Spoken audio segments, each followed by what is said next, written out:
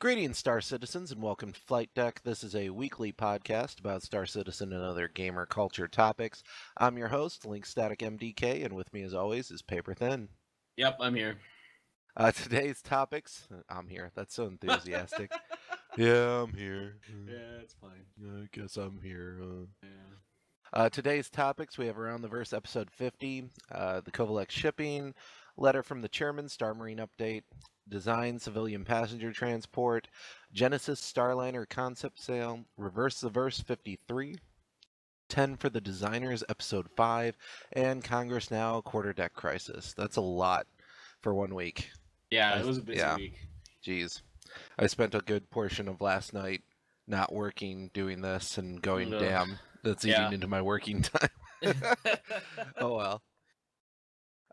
So let's just jump right into it. Around the Verse. I know what everybody's excited to talk about. We'll get to it. God. Yeah, we're working on it. Yeah. Around the Verse episode 50. This one was 39 minutes and 34 seconds long. Another Empire report. This Empire report had a new reporter for sports. Yeah. So I wonder if it's going to like eventually build into an actual like news-ish program that they'll do. It's kind of feeling like it. I don't know. We'll see. I don't think they have enough time for Sandy to spend so much time on the Empire report currently, unless they like switch her out with somebody else, you know. Yeah, I don't know. We'll see.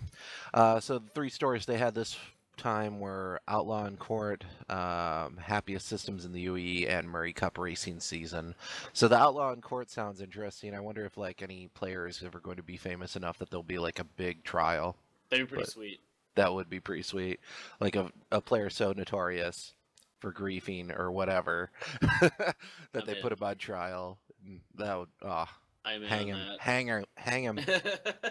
Put me on the jury. Yeah.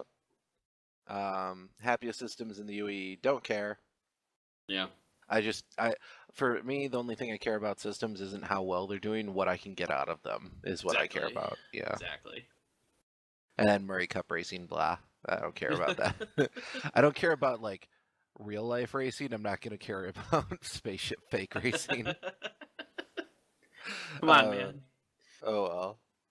Hey, you actually watch NASCAR on occasion, so like. Yeah, every once in a while, mostly because my dad's watching it and I'm over at their place, and I don't get a lot of say in what goes on the TV. That being said, I have been to a few like live races. I've been to the Indy 500 before, so yeah. And I do enjoy it somewhat. And I'm just like, they're driving in a circle. If it was like Fast and the Furious style racing through like, you know, or GTA style racing, oh yeah, that's awesome. But like, you know, driving in a circle, I don't care. Yeah, I mean there are courses like that out there that are, you know, well, like the European circuits, yeah. Yeah, F1 probably like a little more than others. Probably, yeah. Anyway, I'm moving on. I don't. Yeah. Enough about racing. I don't even want to talk about racing. So Sandy's back this week. Some of the things she mentioned about the Squadron 42 shoot was they have a great casting crew. We heard that many times. I don't care.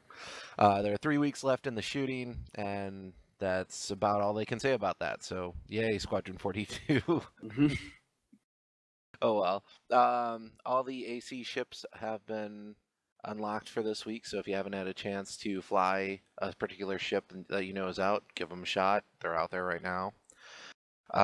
That's pretty much it for the intro. I mean, nothing too exciting. Yeah, they got right on with it this week. Yeah, it was kind of nice. Yeah. Unlike us, who were meandering and taking... we're screwing the pooch on the like pacing for this one. Sorry, guys. Yeah. Anyway, Spectrum news this week for Santa Monica. We had Darian and Travis. They had several producers visiting for a global production summit where they're streamlining and reworking processes. Graphics programmer Oka has also been working on shader tech with a formal update coming eventually. TM soon. TM. Yeah. That's pretty much it for Santa Monica.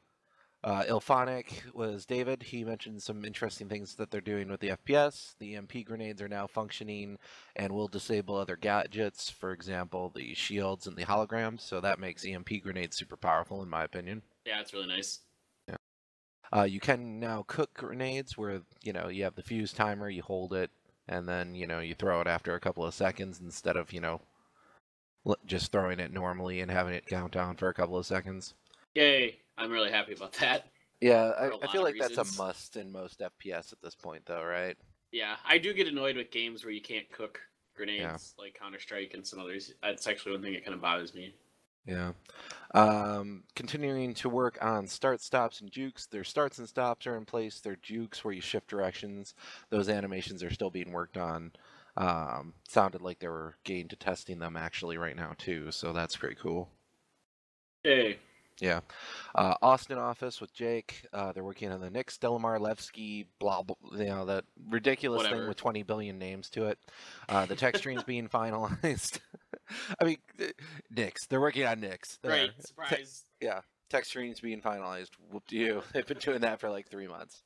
Animations, they're working towards wall leaning and other, AI animations, bartender motions, things like that. The designers are working on occupations, so mercenaries, bounty hunters, smugglers, piracy, transporting, escort, and they'll have feature releases for each of those upcoming, so cool. Okay. We knew these were in the pipeline, but now they're quote-unquote officially working on them, so. Right. Foundry 42 with Paul this week had actually quite a bit to say. The Idris, they're working on the exterior, so that includes panel lines, doodads, widgets, etc. The interior as well, they're working on texturing and lighting. The Retaliator is being made flight ready, so that's pretty cool. The mining bot, the concept is being worked on and it's in production, so I'm looking forward to seeing the mining bot and what that looks like. Yeah. The Jean cargo ship, which is getting its first patch mesh work. It's that vertical cargo ship that some people might recognize from a certain thing that happened not too long ago. Leak. Leak. What? Oh man, I had something in my throat. I apologize. Yeah. Wow. Hard to say what was going on there. Yeah. The Bengal Bridge is being worked on. They're adding parts through concept. Then they're moving on to the hangars, the main and the lower hangar, once the bridge is complete. And they're also working on the bearing shotgun, and it's in production, so cool. Nice. Kind of overview of what they're doing. So it sounds like they're doing a lot. I think the other studios are probably doing a lot. They're just not mentioning, all the little things that, are going on. Right. So after that, we had a user-submitted video by Napper198. Which is Cutlass Golfing, where if you haven't seen it, they have a cutlass that's spinning in a circle and the other person is in EVA, and then they fly up to it and then get whacked and go flying. I'm like, that is a great idea. We gotta try it. This is actually probably my favorite of the user submitted videos they've featured on here. It's friggin' hilarious. Oh, and I love the fact that they added the sound effects, like the golf swing sound of the hit, and then the clap, oh, good swing. That was good. They had a little commentary going with it. I feel like we need to take this to the next level, though, right? And you have certain asteroids with gaps in them and stuff like that, so you need to aim to hit right in there and get a hole in one. Oh yeah, I'm down. I'm down for that. I'm just saying that needs to happen. Could be our Sunday night thing if you have time. Oh, I probably don't have time, but we'll do it anyway. I don't care. All right. It's a 4-day weekend, but I'm sorry, it's a 3-day weekend, but it's a 4-day for me. Well, it's a day weekend for me. Probably. I'll be off Friday, and then I'll probably work Saturday and Sunday. Wah wah. Waka waka. After that, we had Ship Shape with Lisa Ohanian. She talked about the ship design layout, so matching interior and exterior, and their example for this week was the Genesis Starliner. They did an overall design brief for the design. Well, they talked about the process, and the first process is the design brief from the design team. So what do we need it to do? What do we want it to look like? That type of information. Right. Then that goes to the concept artists who come up with ideas, and they're like, hey, what if we make it look like this, and this is why, and blah, blah, blah. And then for certain ships, they do a high-level layout, which includes sketches of where the ship systems are located and what room would be where, etc. Yeah. And then after that, they make adjustments, if they need to increase the cockpit size, the cargo storage area size, or anything like that. And then they have an X-ray image of a rough design of the interior versus the exterior, so that's pretty cool. That was pretty neat. Yeah. Which glitch this week? We had the 5 different bugs. There was treadmill, where It was a weird guy spinning but doesn't move on like the space station as it spins. So Yeah, like it was kind of strange. There's the space tornado where somebody's trying to eject while the ship is self-destructing and the character's like flying every which way. That one I think was my favorite for sure. That was my favorite. Yeah. I think that's a feature, not a bug. I agree. To say. Yeah. There's also the crab crawl, which had an odd-looking crouch animation bug. If everybody remembers, there was the one where it was like the entire polygons merged into the floor in like one solid shape, and this is like they attempted to fix it, but it's still messed up, and like the shins and forearms move out from the center. It looked like a weird robot creature, right? Yeah, it did. It was very strange. Helicopter, where a character with the saddle ball would spin their arms around, it would move the character around like they were a helicopter. I feel like that should stay. That needs to maintain. Hell yeah, that'd be hilarious. You get the saddle ball, and all of a sudden your arm just like starts spinning around you. You start flying around. Great. Then you've got a friend, a hologram activated wall on the belt. Looks like you're carrying another player. I feel like this also should stay. Like, you should be able to intentionally do this. Exactly. Like, you should be able to activate it while it's still on your belt. Same thing with, like, your EMP grenades. You should be able to arm them while they're still on your belt. Exactly. Just run into a room and then let it go off on top of the enemy team. Like, suicide bomber style. I'm totally okay with that. Yep. After that, we had James interviewing Randy Vasquez. It was a ship concept sneak. Yeah, I forget his title. Blah blah blah. They give us a sneak peek of all the Genesis Starliner white Jennifer Starliner. Wow. Jennifer Starliner. I don't know. Are you really concerned about the Jennifer Garner Ben Affleck split? Is that what's happening right now? Is like that splitting on your mind? up? Do you want to talk about it? Yeah, they divorced. Oh man, now I feel like we need to talk about. No, I don't give a shit. Shows you how busy I am. I don't even know crap like that's going on. I'm sure that was like all over Facebook and crap too, right? Basically, yeah. That's the reason I saw it. It was trending on Facebook, and I'm like, really? I need to see this? I don't care. Whatever. Anyway, so the Genesis Starliner white boxing phase they showed us a bit of, which was really cool. They had all the different versions and the iterations. I think my favorite was the troop version and like all the like stuff that went along with that. Like here, the troop barracks, and here's the, where we have the weapons, etc. Yeah. I feel like this is something they should do more often, for sure. Though I agree. It's definitely something. I think Ben took credit for it in Reverse the Verse, saying it was his idea. So good. Do it again. Do more of this. Do it with like every ship, as it's like released for concept. Ben, we need more of this segment. Help us, Obi Ben. Best ones, yes. Yeah. Anyway, like I feel like they could combine it with ship shape, maybe. Yeah, like I didn't understand why they split it, frankly, because ship shape. Yeah.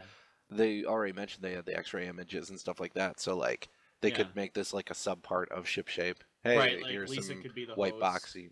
I mean, I like James too, so maybe they could both do it. I don't know, but yeah. And now here's James with it would make more sense to introduce it under the ship shape segment. I agree. Yeah, exactly. Anyway, they mentioned the deal with the postcards that has to do with Meridian Transit, which is a space starline that they kind of have introduced in fiction now. So for the Genesis Starliner, you could be a member of that Starline and, go to all these locations, etc. Yep. And then the art sneak peek this week was the Merlin HUD. When I first saw it, I thought it was a turret HUD, because I'm like, oh, that's an awesome turret HUD, right? And then they're like, no, it's the Merlin HUD. And I'm like, oh, I wish it was a turret HUD. I didn't figure out what it was until like the very end of it, and I had to pause the video because I was like, what is this? And then I saw the Merlin in the bottom left, and I was like, oh. See, I didn't read it that closely. That's why I thought it was a turret HUD, because I saw like a Van Duel scythe, and I saw like the crosshairs and all this stuff. And I'm like, oh, that's a badass turret HUD. So I hope they do something similar for turret HUDs. Be okay with that. Yeah. And then they showed a bunch of backer photos, and my one comment on that is nerds. I'm like, these are my people, and I'm their king. Some of those photos, man, like a lot of them were nice and like cool, but like there was that one with that kid who's weird. Like wearing an admiral's outfit that had like an absurd amount of like medals on it. He had like 40 medals. Yeah, it was ridiculous. Like, come on, dude. Like, Like I hope you're listening to this podcast. Like seriously, come on. Like that's a little like I'm trying to think of like the right word. Like it's beyond egotistic. Like I think that's a perfect way to put it. But let's face facts. You know, we're all egotistical when it comes to crap like this. We all feel like we're the best at, you know, X, Y, and Z, especially when it comes to gaming. Yeah, but it's different when you are like me. So. Oh. You know. Yeah. Oh, that's hilarious. Yeah. The funniest part is you completely admit all the time that I'm a better pilot than you. Hey, I know, right? I'm always talking about how you're better than me. And I'm like, I'm not that good even. Like, I'll come out and be like, I'm average at best, and you're like, oh, you're so much better, and I'm like, wow. And now you come around with this where it's like, oh, I'm the best, and I'm like, really? At best, you're like bottom 30% when it comes to flying. Right. That's like at best. I'm at best like middle, like 50% are better than me. So I accept that. Yeah. I'm still better. I'm moving on. So that's it for Around the Verse. We have Kovalek shipping. This was an interesting, like, in-fiction background on shipping company Kovalek's and, like, how they got started as a fertilizer transport that smuggled goods, and then they eventually went to, like, legit after, you know, they helped overthrow the Messer government by smuggling weapons to rebels, and now they contract with a ton of independent ship operators, so I bet that's a group that you'll be able to contract with in-game then. And they also own their own orbital platforms and have shipping hubs, etc., etc., etc. So that sounds pretty cool. Yeah, it sounds like it'll be like sort of an organization that might border on the legal and illegal if you grease the right palms. And... Well, it sounds like it's 100% legit now. Like, back in the day, it was completely illegal, but now they're, like, 100% legit. Well, but they've got to have ties to their old ways, right? You gotta be able to sneak in there. They always bring you back in. Like, exactly. It's like when you join a gang, you can never truly leave. Exactly. Right. Anyway, let's talk about what everybody cares about now. So, we've got a letter from the chairman about Star Marine and the status and an update. I can't say I'm surprised. Yeah. Well, all right. Let's just talk about what he said. Right now, you know, first thing he started off saying was, oh, you know, working really hard on Squadron 42, mocap, PCAP. I would not be surprised to see the cast of the game.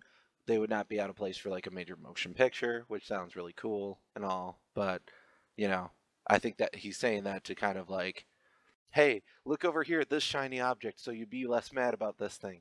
Right? Yeah, pay no attention to the man behind the curtain. Right. So what are the issues the FPS team is facing? So essentially the current build doesn't live up to the standards of Star Citizen is what they're saying. Their most significant issue is with the networking backend. To that end, they're reworking the game launcher and matchmaker from scratch. So they've got a new generic instance manager, which will allow for more direct control and will eventually be used for instancing in Persistent Universe. Their new matchmaker is integrated and undergoing testing, so it will help you find a match quicker, and you will always find a match.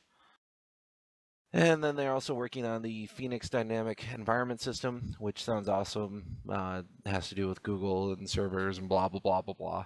So, in short, it's the same thing that we knew would be an issue for a long time, and that's the networking. Yep. I mean...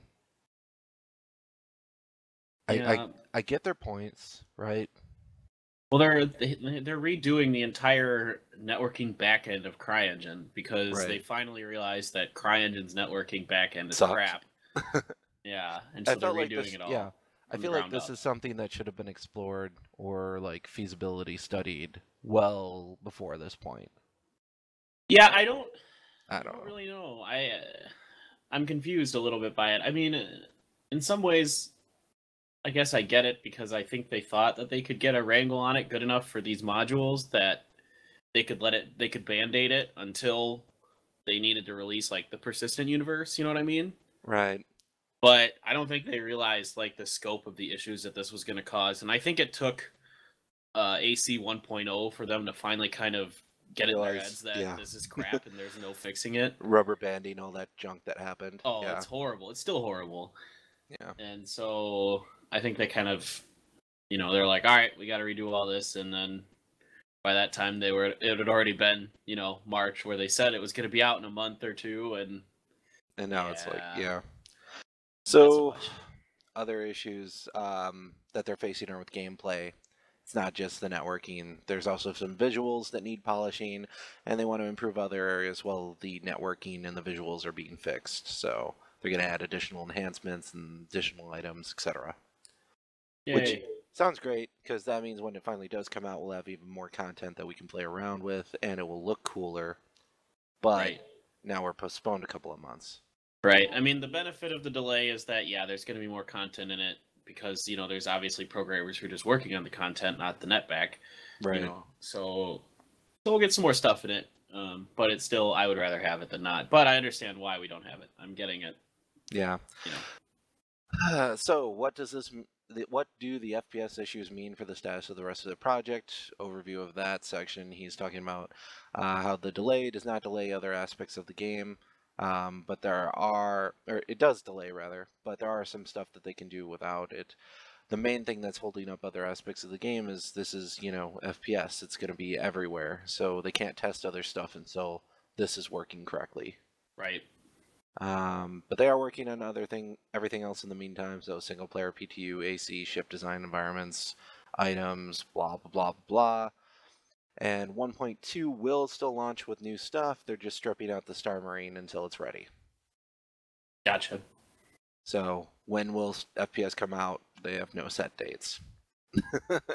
Yeah, I think part of this is also they learned from the original Arena Commander release. They gave a set date and then didn't meet it. Yeah. Well, and not only that, even when they finally released it, it was 3 or 4 weeks before you could really play it.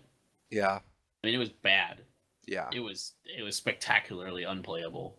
Yep. So I think Chris kind of learned from that as well. That he could have released FPS this month probably with the crappy ass net code and all this other stuff, and had people just get pissed about it. And I think he's like, well, I think people are going to be less pissed if I released a good version later than a bad version now. Yeah. Exactly. So here's the am I disappointed? Yeah, for sure. Am I understanding? Yeah, for sure. But at the same time, I wanted to play damn FPS, I mean, I'm super busy right now, so this kind of works out for me like in real life, because I'm so busy with work at the moment that like I wouldn't have had much time to play anyway. Right. That said, I still want to play. Yeah, I don't know. I'm right there with you. I'm disappointed. I'm not angry, but I'm like, your parent after you get that kind of not so good report card. It's like, well, you got a few B's and maybe a C. Well, okay. This is letting people know the standards of what you consider a not so good report card. I know. Because to most people are like, oh, B's and 1 C? Damn, that's awesome. Yeah, my parents held me to kind of a high standard, so... And my parents aren't Asian. Oh, man, yeah. So, anyway. My parents aren't Asian. No tiger mom for you, yeah. No, seriously.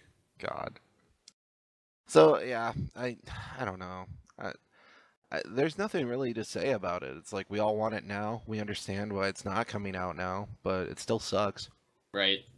At least it was nice to get something from Chris himself, I guess. Yeah. Well, let's move on. So, they did a design post for the civilian passenger transport. So it's the courier that they're doing to ferry people and goods. And some of the interesting things they talked about that were you'll have a reputation which will affect who flies with you and how they feel about you. There's also certain parts of the transport that take into consideration as well, like the ICES, the Information Communication and Entertainment System. Will be used by passengers to order drinks, entertainment. For gameplay, you'll have to fix, repair it, replace broken parts, etc. Mixmaster, that's the drink dispenser. You'll have to be refilling that and, also fixing, repairing, etc.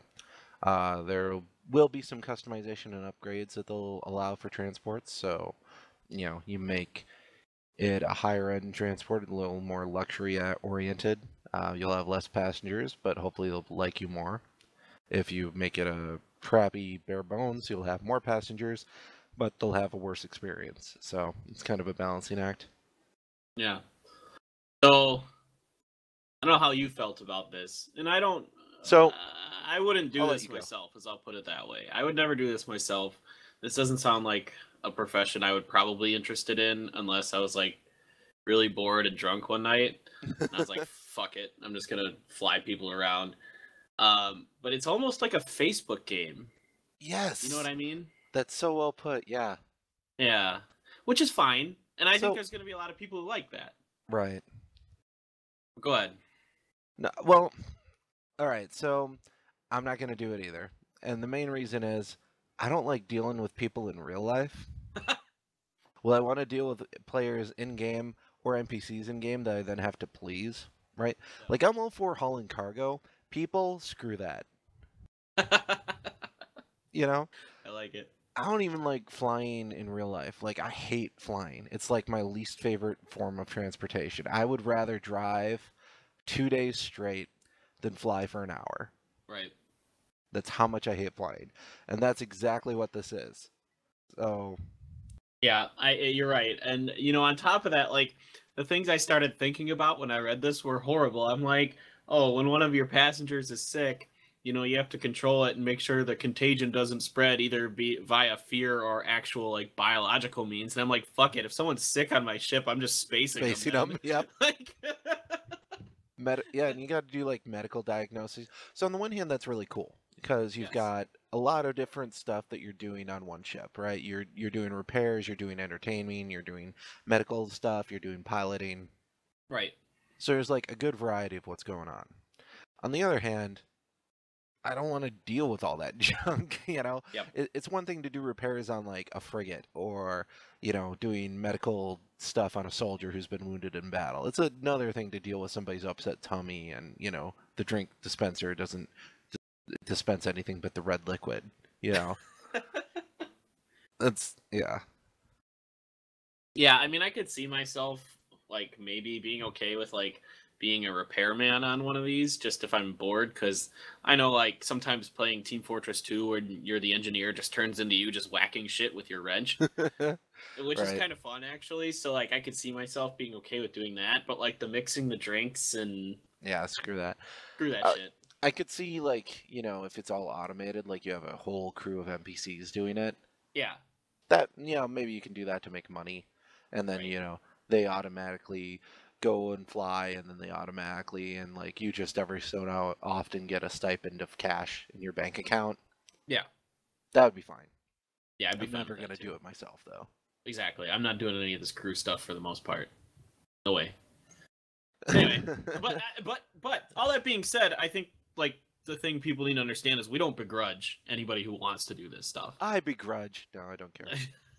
Like I'm totally happy that they have it in the game, and that if people want to do it, they should. That's fine. Yeah, that's the way I look at it too. It'll never be a priority for me, and I think the only time it will come into play is when I'm like being a pirate of a Starliner and like robbing the passengers and killing the crew and then spacing them all after I'm done so that I don't get a bad reputation so there are no witnesses.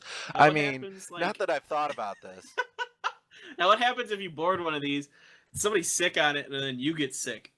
Well, then I kill them and then I go and get myself healed at a medical facility. All right. I mean... Or I go to a planet and spread a disease, and then it gets quarantined, and I laugh. Right. We've talked about that before. There are no downsides, really. There are no downsides to any of this. Nope. Unless you're the poor bastards that are getting robbed and killed, I don't see how it's an issue, Link bubonic plague static. That'd be awesome. I'd be completely okay with that. I think it'd be pretty cool, like, if you got so notorious in this game that, like, the GMs, like, gave you, like, a title. They're like, you are such a ridiculous person in this game, we have to give you, like, an honorary title. Like, a custom honorary title. I don't know, like, if I'd want something like that. I would rather have something that, like, players know me as than something that's, like, official in-game, Oh, okay. Like, I would rather maybe it can be voted on? Well, or something like that. But like, I'd rather be notorious to the player base before I was notorious because I did so many bad things to NPCs. You know what I mean? Well, I was assuming it'd be a combination of both. Right. But yeah, I get what you're saying. Yeah. Yeah. Anyway, that'd be funny to me. So let's talk about some of the Genesis Starliner concept sale stuff, since this is related. Yeah. It's a $400 standalone chip with LTI. That's a bit pricey. Put it in perspective, I think the Phoenix Constellation was $350, and this is much bigger. It's an 85-meter long ship, 8-person crew. Cargo capacity is only 403 though, so it's not that great for cargo capacity. Right. Has 4 thrust 7 primary engines, 16 thrust 2 thrusters, 6 size 7 power plants, 2 size 7 shields, and then 1 size 5 gimbal mount. So it's not that well armored, and it's not that well shielded. So I would not take these into outlaw space. So I thought it had another mount for weapons though, for some reason. I don't remember. I think I only saw the one. Maybe there's more. There was only the one. I looked at the specs and I remember being confused by this because you're right. There was only one in the actual the little spec screen they give. Right. But somewhere else I remember seeing it set it at 2. I don't know. I could have just gotten confused. Hopefully it's upgradable to have more. Yeah. Maybe that's the case. That would be nice. Like you could have a top turret, a bottom turret, a couple side turrets, etc. Yeah, I mean, I'm totally down for arming this thing a little bit and just being a jerk with it. Yeah. Ramming it into other crap. I would steal one of these, load it up with explosives, and ram it into a Bengal. That would be the use I would use. This is what was that United States ship that got ran into by a terrorist boat back in the late 90s? What was that? I know what you're talking about. I don't remember the name of the ship. Was it a frigate or was it a... I don't remember. It wasn't a very big ship. Anyway. Yeah, I know what you're talking about. I don't remember the name of it. Well, you'd be doing that, except in space. Yes, exactly. I don't want to be known as a horrible terrorist, or do I? Or do I? It's be good and bad for different reasons.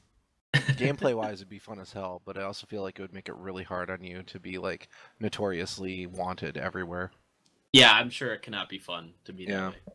I don't know. So let's jump into Reverse the Verse 53. This one was 1 hour and 2 minutes long, 55 seconds, and quite a bit of information in this one. Holy crap. Yeah, I was gonna say, you loaded up the notes on this one. Yeah, normally I have 15 notes at max. This one I've got 30? 40, something 40? Like that, yeah. So, yeah, 40. But that's because Aaron Roberts actually shows up and talks for quite a bit, so... Oh, okay. Yeah. A lot of them are Squadron 42 things that he mentioned. I'm like, oh, that's sweet. Gotcha. So let's start off non-Squadron 42 questions, blah, blah, blah. They've got a new coffee travel mug that's available. The HOTAS announcement will be at Gamescom, and it's quote-unquote looking very cool. Cool. Their sneak peek was the Merlin HUD they confirmed. The Merlin and the Vandal Scythe will be the next flyable ships in Arena Commander. Sweet. Comic-Con panel they'll have for Star Citizen, but it won't be that many people. It'll be 3 or 4. Oh, okay. Facial scanning, they said, is fun. You get to make 80 different faces. So that was Sandy talking about, going through the process and having, okay, now make a scared face, now make a surprised face, now make a laughing face, now make, a frowny face, all that stuff. Headset is uncomfortable after a few hours of wearing. That's the worst part of all of it. The Vandal don't have manufacturers.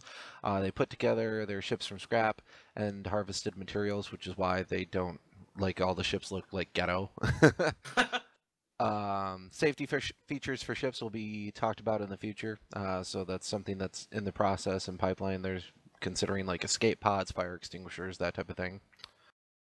They're working on tech to support gravity off. And to have water floating, so all the hot tubs and stuff that they'll have on the Starliners and the Phoenixes, you shut off the gravity, the water will float. Yeah, I didn't think either. And they're oh yeah, we're doing the stuff to support that type of thing, so nice. That's cool. Somebody mentioned a casino variant for the Starliner, and they're like, hey, that's a great idea. So we might see that coming up. Although I thought the other ship, Didn't we have another ship that was more casino oriented? I thought the 890 jump. Yeah, the 890 jump. So I don't know. Yeah. With the new damage tech that they're putting in, that will allow for ships customization for skins and make it feasible. So they're going to try to incorporate that as soon as possible. Zane showed up for a little bit and talked about his user interface for like the Vandal, the Merchant, or the Merlin, all those, and pretty much what he's like is, I hate all the ones I make because I'm never satisfied with how they look. Sign of a good artist. And everybody's like, oh yeah, those look awesome. So yeah, you're crazy. They're also working on ways to improve interaction with new control schemes. So they don't want to like have it where you walk up to something, now you have to move your hand off the mouse and press a button or something like that. They want to make controls more feel natural than that. So yeah, that makes sense. For the Merlin, they talked about how it handles comparable to an M50. Its top speed's not quite decided yet, though, but it should feel like an M50 when it's flying around. I'm okay with that. Then Aaron Roberts showed up, so a bunch of Squadron 42 questions were asked. He was apparently traveling to all the studios and working on plans for Gamescom, so it's kind of like he and Chris are switching locations for a bit. Gotcha. They're asked how many people work in the UK office. There's about 120 now. Wow. Yeah, that's quite a bit. I think he said it was like 12 when they first started. Yeah. Yeah. They're working on Squadron 42 and have playthroughs of all the levels in gray boxing format. So that's pretty cool. Whoa, they're that nice. far with it. They're also working on refining the AI. The visuals look pretty cool, but their biggest challenges right now are the scale. They have these big, giant capital ships in places and world maps like 9 kilometers long that they have to detail and do all that with. Yep.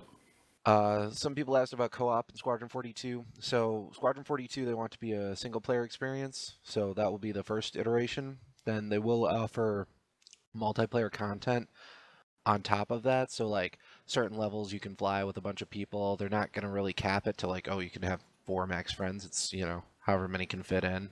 Right. So it'll be interesting when that comes out. But it sounds like the first iteration we're going to get is all single player. Okay. Plans for Squadron 42, and this is all subject to change. They'll try to give it to us as a final as possible iteration. They don't want to have a rollout like they do with AC, but they might do like a public beta run. So that'll be cool. Okay, yeah. You can play Squadron 42 in offline mode. Huzzah! Yay. Everybody should freaking do that for every game. But, right. Yeah. Currently, people working on Star Citizen, what's the count? There's about 500. Internally, it's about 300, but they have about 200-ish contractors. So, wow. Yeah, that's a lot. Who's the better pilot, Chris or Aaron? And he's like, well, I won the last time, but we need to do another 1v1. A lot of Squadron 42 will take place on the capital ship of the player, but you will have a lot of different locations you can visit. So that's cool. Yeah, kind of figured, but at the same time, it's nice. Yeah. One thing that they don't do well is make small places, and a lot of the stuff they're making is massive. So that was kind of his, what do we suck at when we're making Squadron 42? It's making small things. The Idris will be well used in Squadron 42, and it, quote, looks awesome. The decision for when they're going to release it for Hangar and the timeline, that's all still up in the air, if it's going to come out with Squadron 42 or before. Gotcha. There will definitely be Marine combat in Squadron 42, so confirmed. Nice.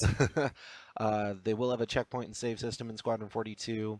The UK is working on a lot of customizations, so Squadron 42 will be less customizable than the Persistent universe, but you'll still have some things that you can customize in terms of like look and outfit and ship and stuff like that. Sure. Yes, Squadron 42 will have virtual reality support when it's released, so Oculus Rift, etc. Well, that's interesting because the Oculus Rift customer version 1 isn't coming out until next year. So, well, they say they're going to support it. Yeah. So, yeah. Okay. Well, maybe they get their hands on an early version of it. A lot of developers do get early versions of that stuff, so that it can be ready when it comes out. So there's content for you to use it on. So I wouldn't be surprised by that. True. The large world map is being worked on and tested. The map they currently tested, it takes about 2 hours to fly from one side to the other. That's big. It is really big. Yeah. Yes, the Vandal will board UEE ships. That was a question. What? Hey, do the Vandal board UEE ships ever? And he's like, yes, I can confirm the Vandal do indeed board you. So obviously that will be in the game. Good question. Not really. Considering they have boarding pods and all this and all the ships they're releasing, yeah. Yeah. Why would you have a boarding pod if you're not going to board a ship? I don't. Oh my god, dude. But I think that was just to confirm that, That's fine. Vandal will attack UEE stuff and board them in Squadron 42 was what they were getting at, so that's part of the content. Yeah. Squadron 42 will allow you to gain stuff, but won't affect alignments like you have in the PU. So, like, if you're doing stuff in Squadron 42 and you, like, take out a pirate group, it won't affect, your pirate reputation outside of Squadron 42. Sure. That type of thing. And you can earn stuff in Squadron 42, but if you do multiple playthroughs, you won't be earning it again and again. You only earn it the one time. Yeah. The audio design, the Y system is in place, and they have echoes, etc., that they want to put in place, and sounds really cool. Okay. So that's a bunch of what he talked about for Squadron 42. All right. A bit. Yeah. Some of it, we figured. Others of it's confirmed. Others of it, oh, that's interesting. So. Yeah. Cool. Then Jason Hutchins was also there. He got a couple of PU questions asked to him. Right now they're making Stanton their gold standard for star systems. They're trying to flesh it out completely with all the details. So, this is this planet, this is this moon, this is what's on there. And they're seeing how long that takes them, and then they'll use that as the standard to judge all of their star systems by and how long it will take them to bring them out. Sure. Okay, that makes sense. And then he also mentioned that their servers will scale with the player counts, so there's not really a target number cap with the instancing. They're not really worried about that. So right. If every single player wants to be on a city at the same time, it's doable. Nice. Travis FPS question. So Travis showed up for a bit. They asked him a few questions about the FPS. During the initial release, they will have butt strokes for their melee, so hitting them with the back of the gun. But eventually, they will have a more complicated hand-to-hand system. Nice. And right now, they're doing the network fixing to increase player counts, and the Cry engine has network challenges. Blah blah blah. That was all mentioned in the letter from the Germans. So. And then sad news: Travis and Chelsea are leaving CIG. He's not being fired. He's leaving for good reasons and moving on to a dream job of his. Yeah. So, Chelsea started crying and like, oh, it's all right. And she's like, I know we've had so many leaks or whatever. I forget what she said. But it was so funny. And Lando just looks at the camera with his face of like, shut up. In all seriousness, I didn't know they were married. I just found that out. Oh, really? Yeah. I had no idea until this week when I found out they were leaving. Oh, that's hilarious. Yeah, right? I was like, I didn't know that. I just knew that for a while. I don't know when I found out or figured it out. Like, I didn't know Chelsea's last name for a while, but then, like, Chelsea Day, and I'm like, oh, yeah. His wife. Probably, yeah. And then, apparently Travis is moving to work at Blizzard, so I kind of wonder what Blizzard project he's going to work on. StarCraft. You think? I'm 90.9% sure that's what he's working on. Oh, that's awesome. Yeah. So that's good for them. I mean, he's done a really good job, I think, and I enjoyed him on all of the segments. So it's too bad he's leaving, but I don't blame him. You got to take your dream job when you can take it.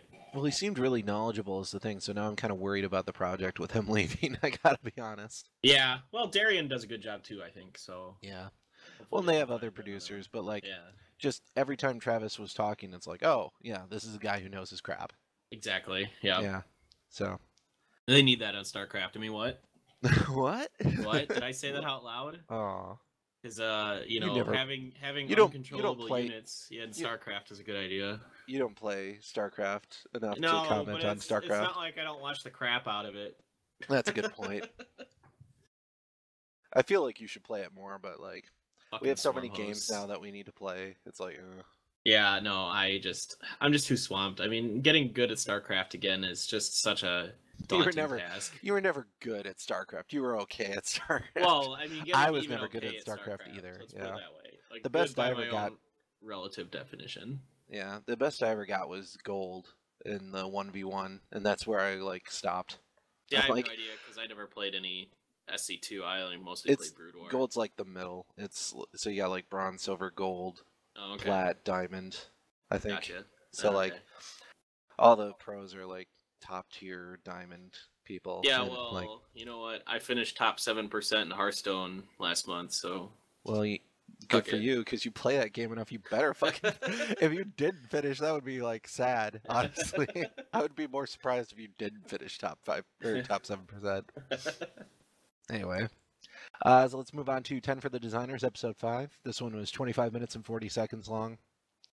For this week, it was all about repair for the most part. Pretty much, yeah. Which I care about and I don't care about at the same time. Like, yeah. I feel like it's something I'll do in game, but it will be kind of like an afterthought thing. Like, I need to do it, you know? Not something that I go out of my way to do. Right. Like, I'm much more the cliche Han Solo-esque, let's cause a bunch of mayhem and fight some more, and then when everybody's dead, let's fight a little more type player than I am the Han Solo Chewbacca fixing the Millennium Falcon because it's broke again player. Yeah. I mean, I can see myself being fairly involved in the repair stuff if it's intriguing. So, like I said, I can run around in Team Fortress 2 and hit crap with hammers and be satisfied by it. So, well, the way they made it sound is like it's really skill dependent too. Like you can cut down the time on repairs if you know what you're doing. Right, and if that's the case, then I might be really interested in it. Yeah, no kidding. Like if you have a good engineer who like gets you up and running and fixed like really quickly versus somebody who would take like twice the time, it's worth it. Oh, yeah. So, question 1, repairing your ship. You can leave parts broken if you want, but the repairs will impact the gameplay, so handling, power, etc. Yeah. No, duh. Yeah. Ship repair design, so they're making it so all the actions are small and condensed and will allow for skill, so understanding will allow you to do faster fixes and more complete fixes, that type of thing. Crafting and building structures. So, repairing usually will take a few minutes and can only really raise your durability back to a certain level. If you're gonna repair it to the point where it's like fully fixed, that might take days, hours, various based on the size and the damage amount, and that's something that you have to like get repaired at like a station or a specialty ship or whatever.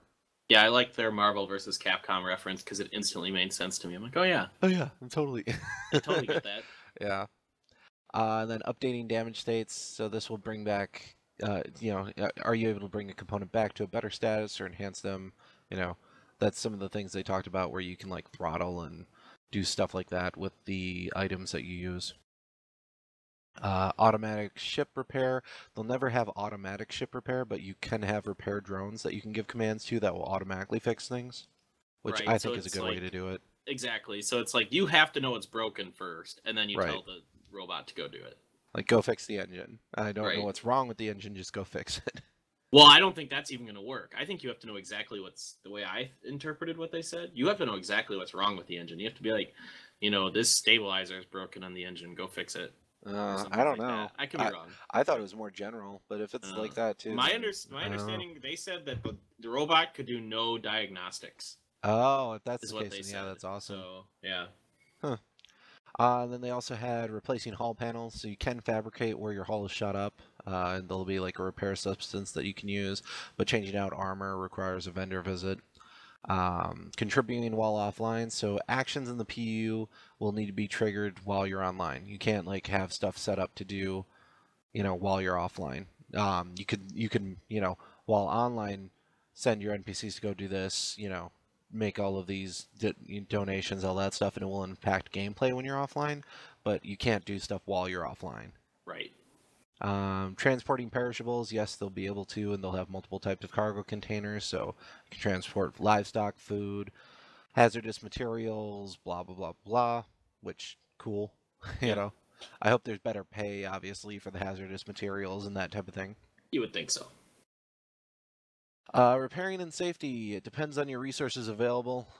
So this was like a general question about, hey, if we find a Bengal and it's messed up, will we be able to drag it someplace safe to repair it? That type of thing. So, you need a lot of ships in order to move a Bengal, was kind of their point. And like, if you get a Bengal to the point where it's salvageable, it's probably super damaged and will take a long time to repair.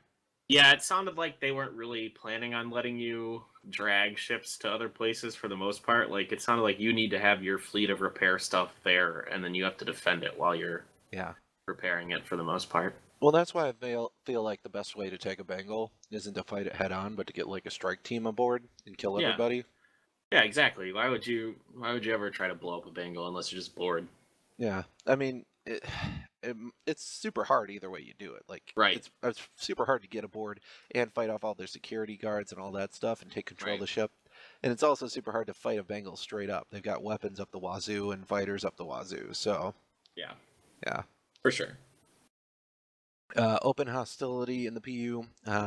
So this kind of goes into the sensor gameplay mechanic they had, where people are trying to hide from you, and you need to be actively searching with sensors, and like, oh, this ship's got its weapons powered up, it's about to attack, that type of thing. Yeah. Well, and it sounds like they were kind of saying like, yeah, anytime you get ambushed, it's going to be a surprise, and it's not going to be fun.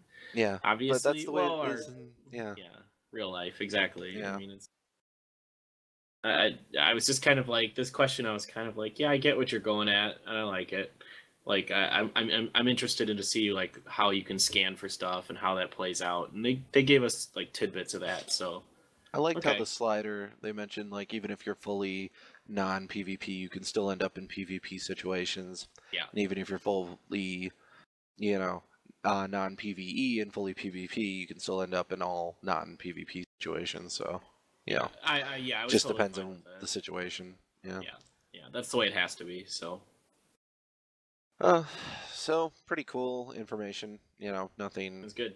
Yeah, nothing that made me go, "Wow, this is the greatest thing ever." I'm so glad I watched this episode. But it felt like it was a themed episode at least.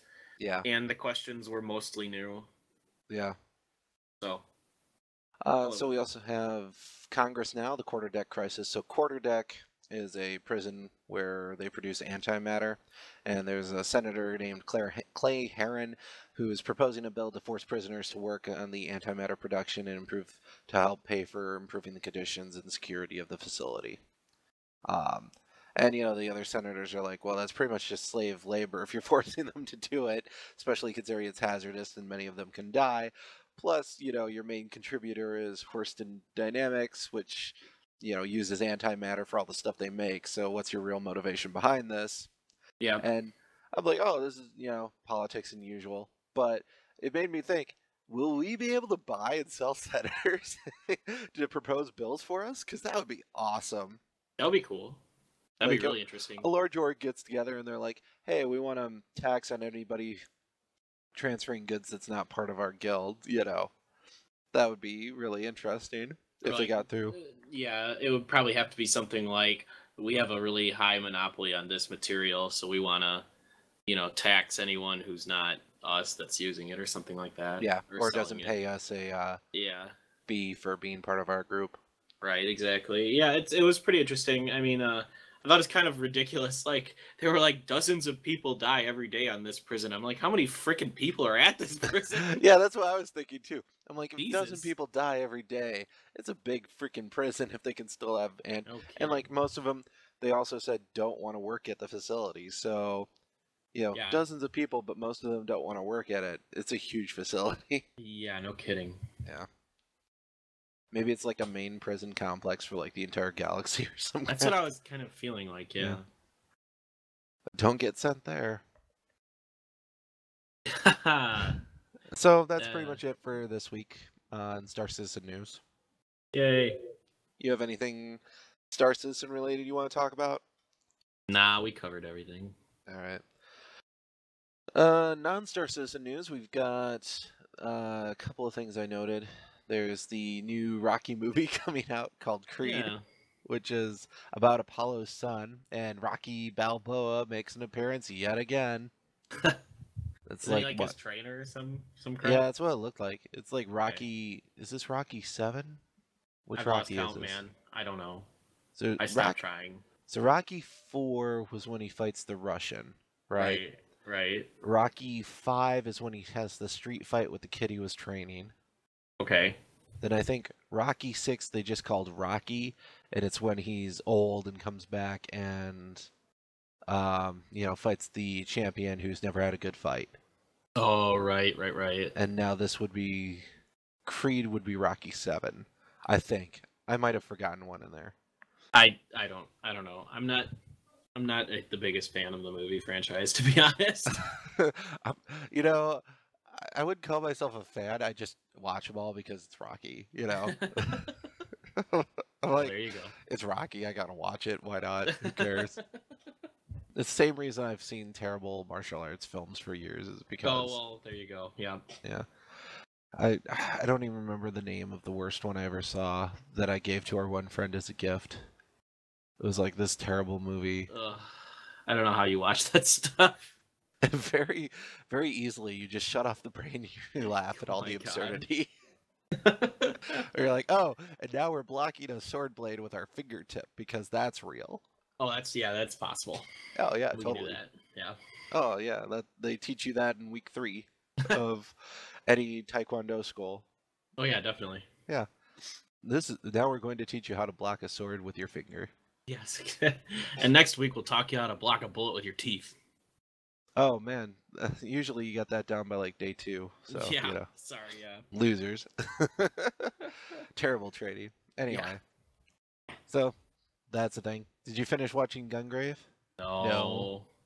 So I wanted to, and then I ended up being gone all weekend pretty much. Again, of course, somehow. Well, yeah. It's the way it is. Right? And then last night when I was like thinking about gonna watch it, I ended up staying up in Madison after my Japanese class because I bought my tickets to Japan. So nice. I'm gonna be in Japan next year from March 30th until May 1st. They must have been super cheap if you bought them this early. Well, they're as cheap as they're gonna get. Yeah. So relatively they're not speaking, super cheap, yes. But yeah. No. Round trip tickets to Japan are not cheap. They are very expensive, but totally worth it. Yeah, totally worth it. So I ended up having to plan out my trip with the people I'm going with. So, cool. Well, at least the first couple weeks because they're going with me and then they're leaving and I'm staying for another like 2.5 weeks after that by myself. So, yay, fun time. All by myself. Yeah, I'm really looking forward to it. I like taking trips by myself, actually, because then I do what I want to do instead of like, oh, you want to go see this? I have no interest in that.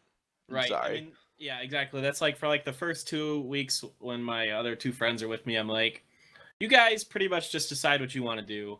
I'm going to tag along for the most part.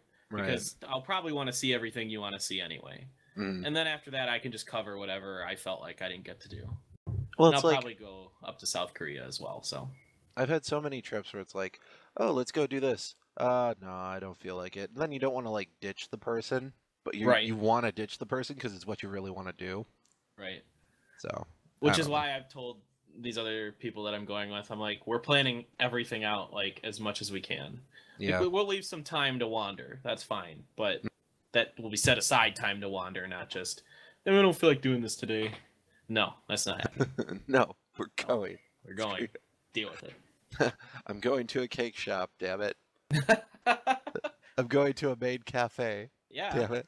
I'm going to go to a maid cafe for sure. I knew you were going to go to a maid cafe. Yeah. There's no way you could go to Japan and not go to a maid cafe. It's just weird if you don't. Exactly. It's weird if you do, for different reasons than it's weird if you don't. Well, you got to experience the culture, right? Right. That's the reason I'm going. Right. You're not totally obsessed with Asian-looking women either. No, not at all. Not at all. I don't know what you're talking about. I'm thinking that round trip's you're never gonna come back. You're just gonna be like, I don't want to leave. Yeah, I've thought that myself. Oh man. Like, why am I buying a round trip ticket again? No. Your cat's going to die. I know, my poor cat. Now he'll be staying with my parents. Well, he'll die for different reasons. Their cat will kill him. They get along pretty well. Eventually. Oh, that's surprising. Yeah. It takes a couple days, but. Yeah, then they get into the swing of that's your area, this is my area. Exactly. I'm just going to swing my claws, and if you walk into it, it's your fault. It's probably pretty similar to that, to be honest. Yeah. Wow. Yeah. But anyway, so that's my excuse this week. But this weekend I have 4 days off, and But pretty much it's also mostly July nothing 4th planned. weekend. Yeah, but so I mean, I have a city band concert to play in on Saturday night. Yeah, nerd. And I don't know. My parents want me to go visit some family on Friday night, and I don't know how I feel about that. So we'll see. But maybe I'll have some time. I haven't talked to my parents. I wonder if they think I'm coming home. Eh. That's their mistake if they think that. I don't have time. Yeah, dude. I don't think they'll blame you. Yeah. It's all good. I would just go crazy and burn myself out. There you go. I was like so close to crying openly today. Oh, I'm Jesus. so overwhelmed. You need There's so much going on. Get some help, like from other people. Oh, I have. At work. I'm just like, oh, there's so much to do. And then it's like, oh, can you get to these 20 things as well before tomorrow? No, it's not going to happen. So then I hit that stage right after you get overwhelmed where you just don't give a crap anymore. Yep. And that's where I'm at right now. I'll still do the work and just, I don't care. Yeah, it gets to be that way after a while. Yeah. I've been in that mode for a little while at work because we got all backed up with stuff because our supply chain got all messed up for stuff, and so now all of a sudden it's coming like all at the same time, and everybody wants it now. It's like, god dang it. Well, of course. Yeah. That's the way it is. Yep. So fun times. Anyway, enough about that. Enough about work. You got anything else you want to talk about? It? I don't know. I saw that spy movie finally. Oh, did you see it? What did you think? It was all right. It was not bad. Yeah. I heard it was kind of meh. Yeah, it was. I wouldn't watch it again. Yeah. But it was funny, entertaining, etc. Like a 6 out of 10, 7 out of 10. I would say I'd give it a C. C. Okay. C plus. Okay. I mean, the acting was fine. The action was fine. The plot was kind of obvious, but it's a spy movie. They usually are. Right. So. All right. Well, I won't see it then. I wasn't thinking you were going to. You usually don't see most of those. No, you're right. I eat. Other than that, no, I don't really have anything else. Do you have anything that you're burning to talk about? No. Not even that thing that you're burning and need to talk. What? What? I was trying to make You keep my personal problems, okay, to yourself. I was trying to make a joke like you have an STD. But, that's what I figured out eventually. Yeah. I figured it was too subtle, so I needed to just come right out and say that you have an STD. Well, at least that means that you're getting some. Exactly. Right. Maybe I should say you definitely don't have an STD. Win-win, right? Burn. Yeah. Right. Hey, I have money and no sexual dysfunctions to worry about. Damn. Take that. I don't know where it's going. I don't know where it's going with any of that. I'm tired and I'm out. All right. That is that. Wow. That is it for this week's episode of The Flight Deck. We will catch you guys next week. Later.